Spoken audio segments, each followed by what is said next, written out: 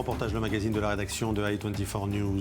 Haine, colère, peur, autant de mots qui résonnent aujourd'hui lorsque le nom de Jérusalem est prononcé. Une escalade vers le pire qui a atteint un pic ces derniers mois. Au printemps dernier, les négociations de paix entre Israéliens et Palestiniens avortent.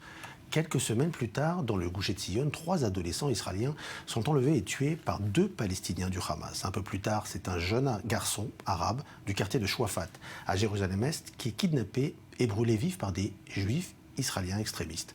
La violence envahit les rues, les résidents arabes affrontent la police israélienne et vandalise les stations de tramway de leur propre quartier.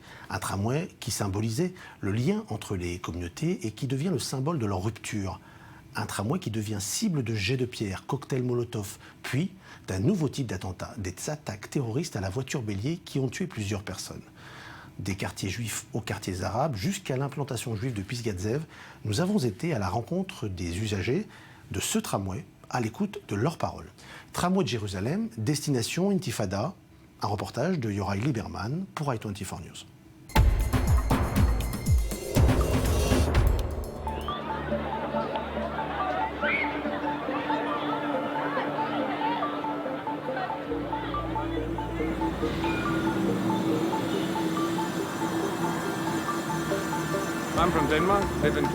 Je suis danois, j'habite en Allemagne.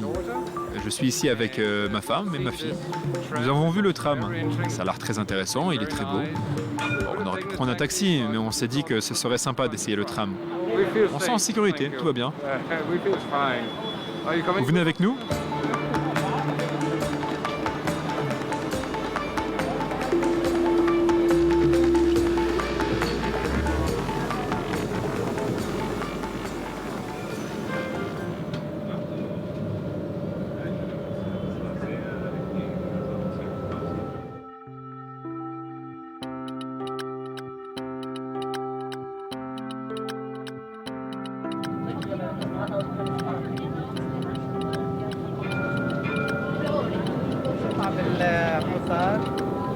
J'aime me déplacer en tramway pour l'expérience sociale.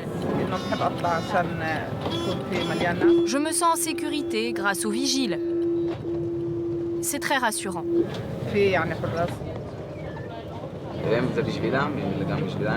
Ce tram est aussi pour eux, mais ils lancent des pierres contre les rames. C'est dommage, ça leur nuit. Il y en a qui sont mauvais, mais pas tous. Le tram est obligé de passer par là-bas.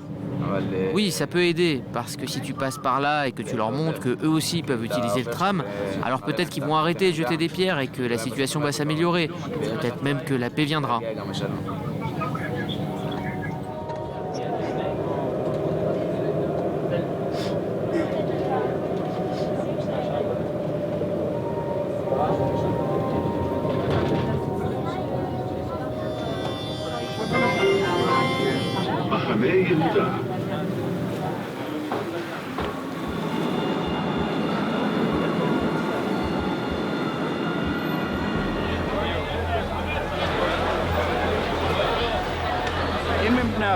Si ce sont des êtres humains, on doit les aider. Si on refuse de les aider, on a un problème. Regardez la vieille ville. En 20 ans, rien n'a changé. C'est les mêmes égouts, le même désordre.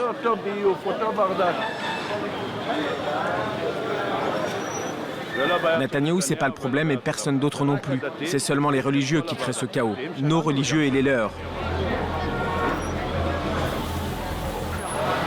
C'est une ville qui est très effrayante. Mais Jérusalem, t'apprends à l'aimer. Et elle apprend à t'accepter et tu te découvres. Moi, j'adore Jérusalem. Je me souviens, quand je vivais à Hong Kong, il y a un Israélien qui m'a dit « Tu vas faire ton alia ?» Oui. « Tu vas vivre à Jérusalem ?» Je dis oui. Il me dit un conseil, ne regarde jamais les informations.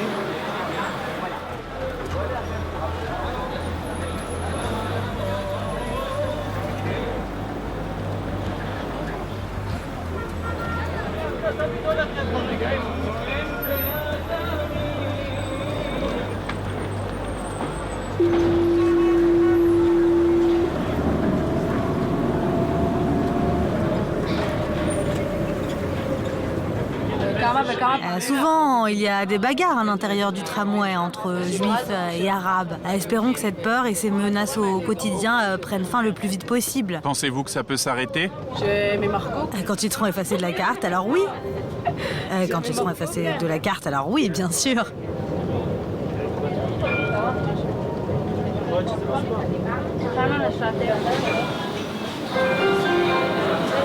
יפו מרכז, ליד במרקט, ג'אפה סנטר.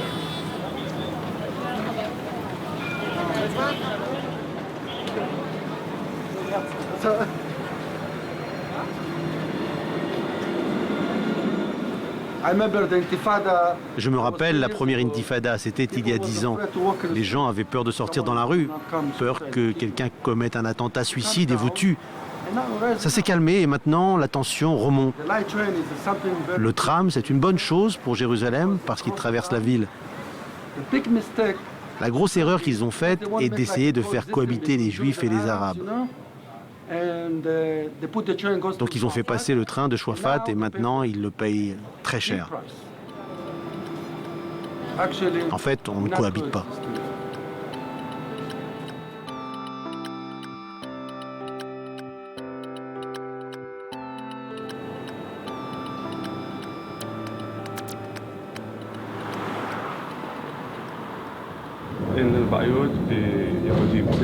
Je n'ai pas de problème avec les Juifs. C'est avec les racistes en Israël que j'ai des problèmes. Je ne me sens pas en sécurité à Shafat. Je ne reste pas dans la rue après 19h. Si je reste dans la rue, les agents de police me contrôlent. Il n'y a pas de sécurité. Mon père m'a appris que Jérusalem est à nous. Eux, ils viennent des États-Unis, de Russie et d'Éthiopie. C'est quoi ça ?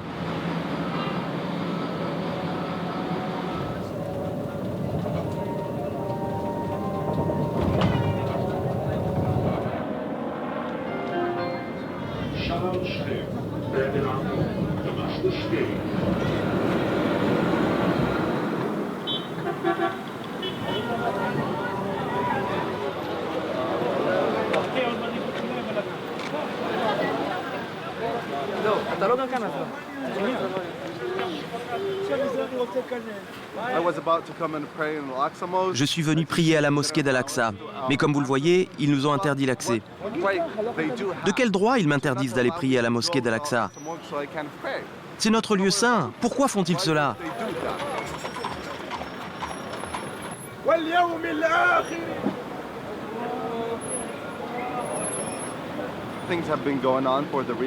C'est une situation qui dure depuis quelques mois. Surtout après le meurtre de Mohamed Abourdir par les colons à Shafat. En tant que Palestiniens, nous n'avons pas pu accepter cela et beaucoup d'affrontements et d'émeutes ont eu lieu à Jérusalem. Ici, au Moyen-Orient, Israël n'est pas un État qui peut exister sans affrontements. Ni ici, en Palestine, ni au Moyen-Orient.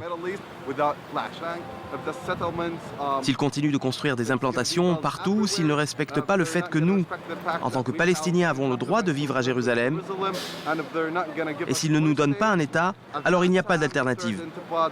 La troisième intifada arrivera.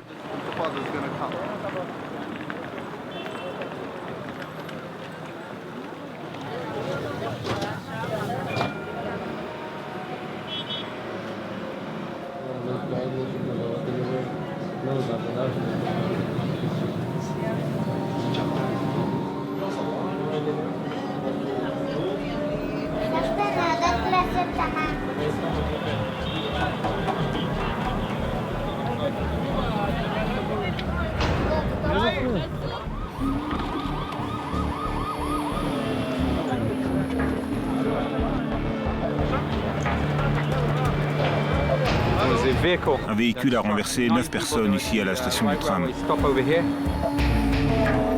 Il a renversé quelqu'un, je sais pas quoi. La voiture s'est immédiatement arrêtée. Les officiers présents sur les lieux ont vu le suspect s'enfuir après avoir renversé plusieurs personnes. Et après, tous les agents de sécurité l'ont encerclé. Il était au milieu et un policier est venu et l'a abattu. C'est ce que j'ai entendu. À l'heure qu'il est, nous considérons l'incident comme un incident terroriste.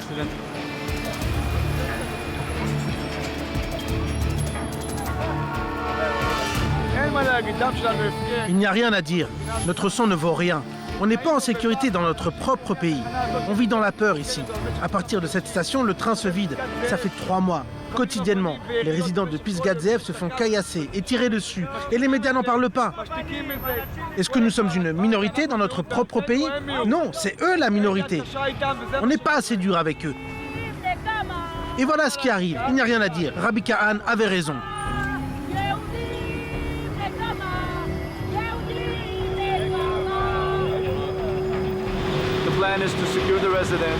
Le dispositif consiste à sécuriser les résidents et à déployer la police. Pas ici de manière défensive, mais offensive. Nous allons pourchasser tous ceux qui essaient de perturber nos vies.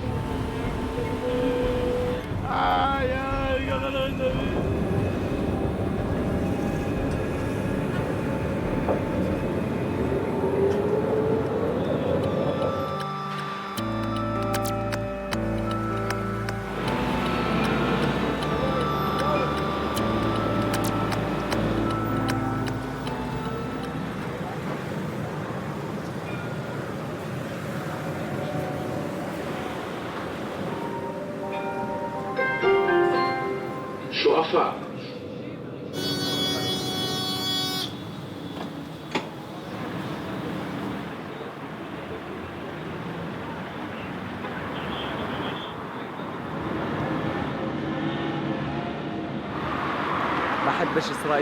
Je n'aime pas Israël. Israël a tué Mohamed Abou Khder. Il était comme un frère pour moi. On était très proches. Ils l'ont brûlé vif. Que Allah le venge.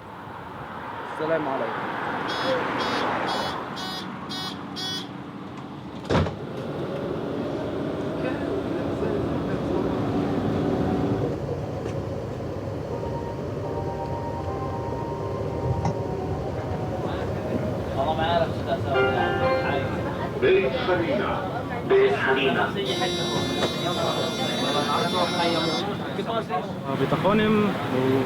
Les agents de sécurité m'ont fait descendre du train. Ils m'ont fouillé partout, tout le corps. Tout ça parce que je suis arabe et que je porte un sweatshirt avec de l'arabe dessus. C'est du racisme. Crois-moi, c'est du racisme.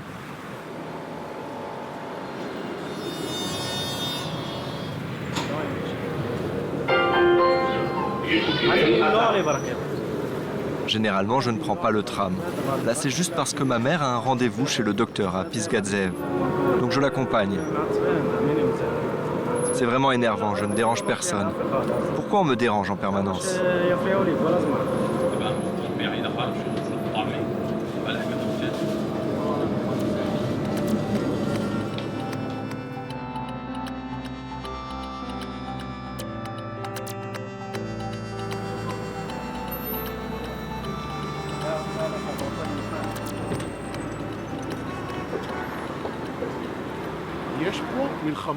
Il y a une guerre ici pour Jérusalem.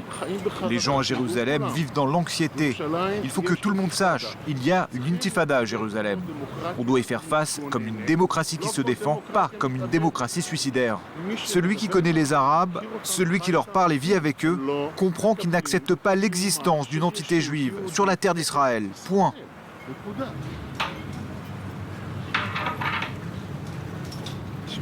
Écoute, il y a toujours eu des jets de pierre et de cocktails Molotov, il y a toujours eu la terreur, et la terreur, elle va rester. Mais les gens de Bet Hanina et de Shuafat, ils veulent profiter du tram, ce ne sont pas tous des terroristes et des ennemis. Ceux qui habitent à Shuafat et à Bet Hanina, eux aussi payent des impôts locaux, eux aussi ils sont résidents, eux aussi ils ont le droit au tram.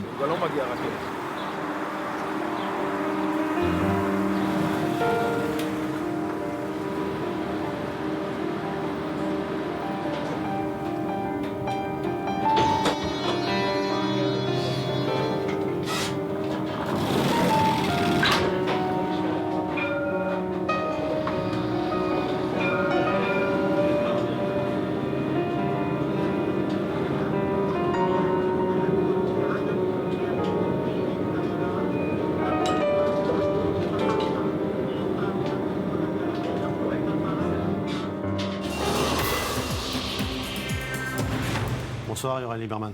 Bonsoir Stéphane. Vous avez réalisé ce très beau reportage pour i24 News. On a vu une séquence dans le film où un jeune arabe palestinien se voit refuser l'entrée de la mosquée d'Al-Aqsa pour des raisons sécuritaires, j'imagine. En fait, ça symbolise tout ce qui se passe aujourd'hui à Jérusalem, ces tensions, des clashs qui peuvent arriver n'importe où et n'importe quand. Et en fait, les endroits les plus sensibles, bien évidemment, c'est la vieille ville et le mosquée d'Al-Aqsa. Et c'est pour ça que la police israélienne, elle essaie d'éviter des clashs dans la vieille ville à côté de la mosquée d'Al-Aqsa pendant et après les prières de vendredi. Et c'est pour ça qu'il interdit les gens des moins de 50 ans de rentrer prier pendant la prière de vendredi après-midi, et pour éviter justement des clashs. Et c'est pour ça d'ailleurs on a vu cette scène où les jeunes arabes prient dehors des murailles face aux soldats. Et c'est en fait cette tension, elle est la tension qui existe aujourd'hui à Jérusalem en général. Ce que vous avez voulu dans ce film, c'est donner évidemment la parole aux usagers du tramway de Jérusalem. Et c'est pour ça que j'ai choisi aussi de ne pas faire des commentaires dans ce film et donner vraiment la parole aux gens, aux habitants de Jérusalem, aux gens qui prennent ces trains dans une façon quotidienne. Et en fait, c'était important, et c'est les sentiments qu'on peut avoir de cette gens, c'est l'attention, ce qu'il y a aujourd'hui, encore une fois, à Jérusalem, cette tension, et on l'entend bien avec leurs paroles. C'est un film très pessimiste que vous avez voulu faire? Malheureusement, c'est ce que j'ai senti sur place, ce pessimisme. Merci Yoraï Lieberman. Merci beaucoup Stéphane. Je vous retrouve la semaine prochaine pour un nouveau numéro de Reportage, le magazine de la rédaction de i24 News. Merci de votre fidélité. Au revoir.